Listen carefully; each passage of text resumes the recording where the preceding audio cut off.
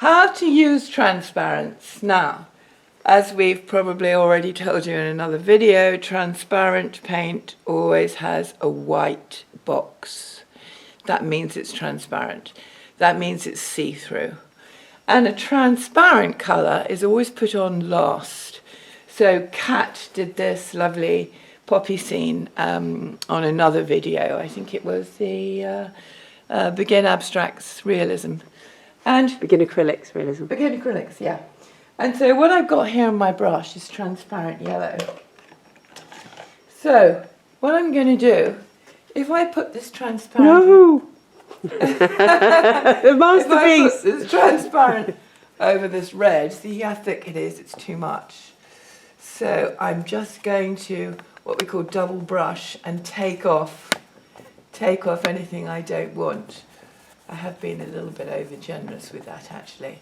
But what happens is, with a transparent, if I put it on that green actually as well, this yellow on that green will obviously make that green more yellow.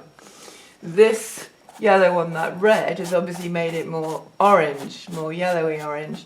It's probably a good idea in this distance here actually, where things are lighter, less colourful. Transparents actually are brilliant for distance, because that, can you see how I've just completely taken out the pigment colour and I've really sent it back.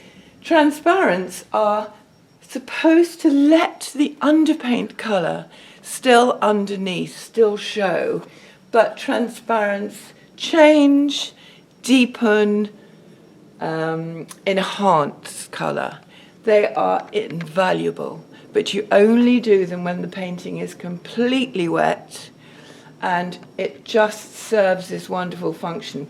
If I put a little bit more on here, what I'd be doing is I'd be enhancing Kat's yellow trees even more. Honestly, transparents are the best thing since sliced bread. I urge you to understand transparents. Get some, play with them on a dry painting.